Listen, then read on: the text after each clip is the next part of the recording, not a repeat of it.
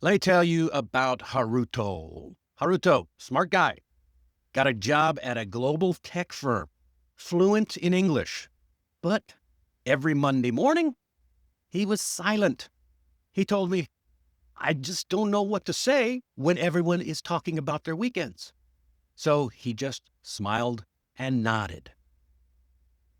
The problem was his coworkers thought he was cold or shy, when really he just didn't know how to join in. So we worked on three small things: asking simple questions, sharing short stories, and using friendly openers. 2 weeks later, his manager said, I don't know what changed, but the team's really warming up to you. So, what did change? Let's break it down. So, why does small talk matter? Small talk isn't about being clever. It's about being curious and friendly. And in the workplace, it builds trust. It makes people feel seen. But I get it. Sometimes it's hard to know how to start. You're worried about sounding awkward, or maybe your mind just goes dark. That's why today I'm going to give you three practical tools, some go-to moves that work even if you're shy, new on the team, or not feeling super confident in English. So let's look at three ways that we can master small talk in English, especially if you're not sure what to say. Now, these are easy and natural, and you can try one of them today or tomorrow if you got to go to work tomorrow. So, tip number one. Let's get in with tip number one. Use what's right in front of you. Really, use what's there. Coffee? The weather? A meeting that just ended? That's your doorway. So let me paint a picture for you. You walk into the break room, someone's standing by the machine pouring a cup of coffee. You grab your cup, take a sip, and say with half a smile, is this coffee always this strong? Or is it just a Monday thing? And boom, you've opened the door. Or you're both walking out of a freezing conference room. You rub your arms and say, whew, feels like the AC's on Arctic mode today, huh? And just like that, you're not strangers anymore. Or maybe you're heading back from a long team meeting. You turn to a colleague and chuckle, whew, that was a long one.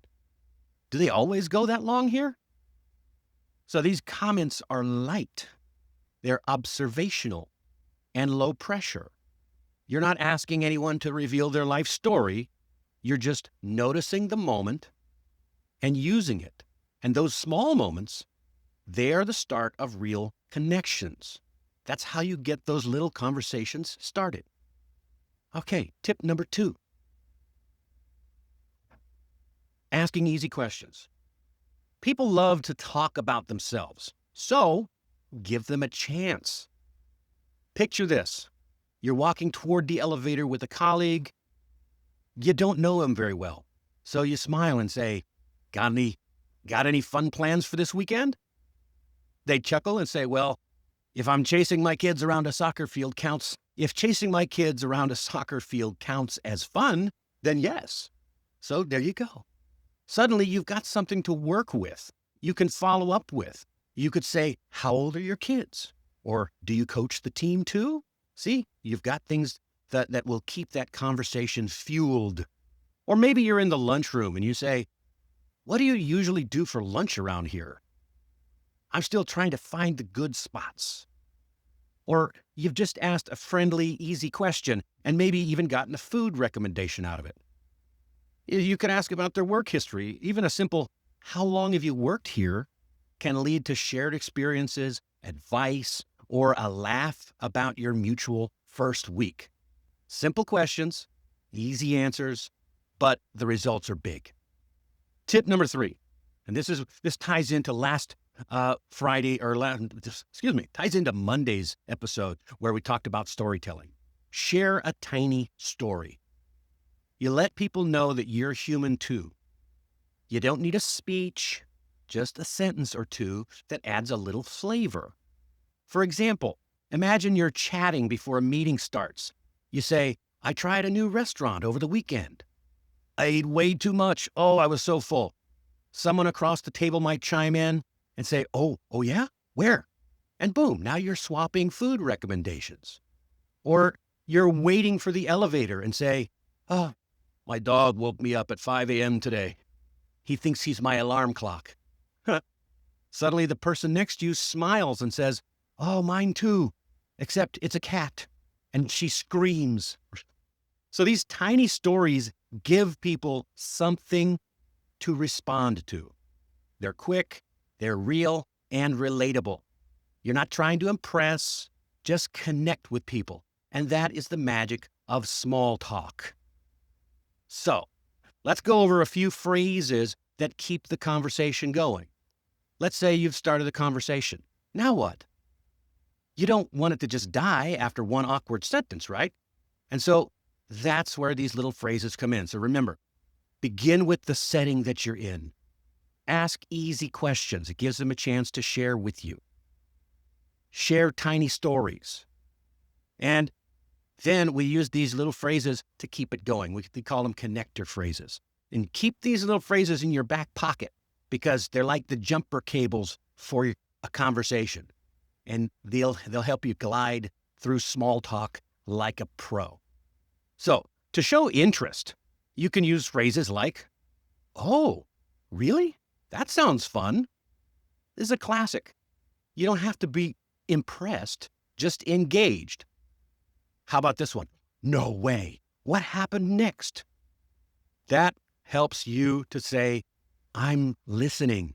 Keep going. Oh, I've never done that before. What was it like? So admit curiosity because people love explaining things. They love talking about their experiences. Now, if you want to move the conversation forward, you could say, by the way, do you usually join the Friday team lunches? It's a gentle nudge onto the next topic. Oops. Oh, we're getting ahead of myself. Or you could say, have you always worked in this department? And suddenly you're learning about their journey, maybe making a friend, possibly.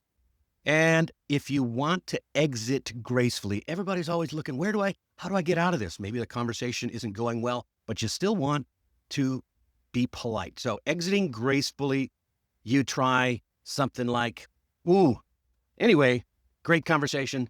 I'd better get back to it. Really good chatting with you. So that's friendly, but not awkward. Let's catch up again later. Nice talking to you. This keeps the door open for future further conversations. So, you see, you don't need a script. You just need a few phrases to steer the conversation in the direction you want it to go. A little curiosity, a little warmth, and you're golden.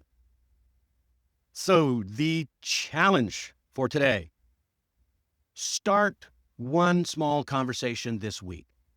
Use the coffee machine, the elevator, a break between meetings, just one opener. Then listen, be curious, see what happens. And hey, if you've got a question about small talk, or if you want help with a specific phrase, drop it in the chat. I will answer any question you have right after the Mastery Minute, which is coming up.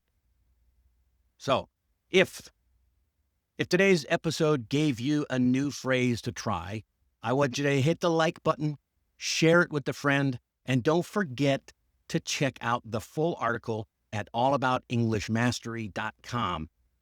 You can also check the link in the description down below. And hey, while you're there, sign up for the free newsletter to keep improving your English every week.